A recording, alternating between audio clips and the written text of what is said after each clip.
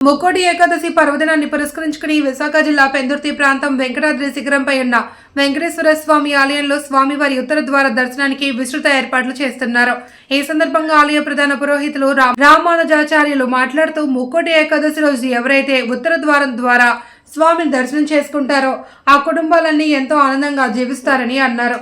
ముక్కోటి ఏకాదశి దర్శనానికి వచ్చే ప్రతి భక్తునికి అసౌకర్యం లేకుండా అన్ని వసతులు కల్పిస్తున్నామన్నారు. ఈ వేలాది మంది భక్తులందరినీ కూడా చక్కగా తీసుకొచ్చి మంచి దర్శనం చేయించి మళ్ళీ వీరందరినీ కూడా కిందకు పంపించడానికి అవకాశం ఉంటుంది. దీనికి దేవస్థానం వాళ్ళు చక్కటి ఏర్పాట్లు చేస్తున్నారు. వచ్చిన వాళ్ళందరికీ ఒక 2 రకాల ప్రసాదాలు ఏర్పాటు చేయడం, వచ్చిన వాళ్ళందరికీ ప్రత్యేకమైన దర్శనాలను ఏర్పాటు చేయడం ఇవన్నీ చేస్తున్నారు. వీటితో పాటు పోలీస్ శాఖ వారు ఈ వాహనాలన్నీ అందరికీ కూడా ఎవరు ఇబ్బంది పడకుండా జాగ్రత్తగా వెళ్ళడం కోసం పోలీస్ శాఖ వారి సహకారంతో అన్ని రోడ్లోని అంటే పైకి ఎక్కే రోడ్డు దిగే రోడ్డు 2 ఘాట్ రోడ్లు ఉంటాయి. 2 రోడ్ల ప్రాంగణం కూడా పోలీసు వాళ్ళ ఆధీనంలో ఉంచి చక్కగా వారి సీసీ కెమెరాల పర్యవేక్షణలో చక్కగా కార్యక్రమం చేయిస్తారు అని ప్రజలందరికీ తెలియజేయడం జరిగింది.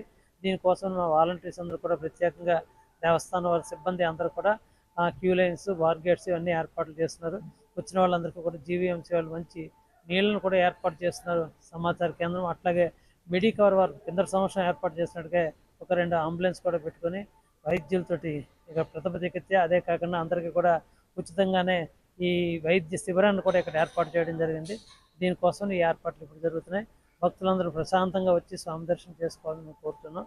వచ్చిన వారికి ఏ ఇబ్బంది లేకుండా 2 వీలర్ గట్రా పైకి రానికుండా వాహనాలు అంటే కార్లు లాంటి పైకి రానిస్తారు. 2 వీలర్లన్నీ కిందన పెట్టి పార్కింగ్ 1, పార్కింగ్ 2, పార్కింగ్ 3 3 జోన్ల కింద విభాగం చేశారు. అక్కడి నుంచి బస్సుల్లో పైకి తీసుకొచ్చి దర్శనం చేయించి మళ్ళీ బస్సులో కుండానే అందరినీ కింద దింపడం అవకాశం ఉంటుందన్నమాట. ఎటువంటి ఇబ్బంది లేకుండా ఒక 8 బస్సులను ఏర్పాటు చేయడం జరుగుతుంది.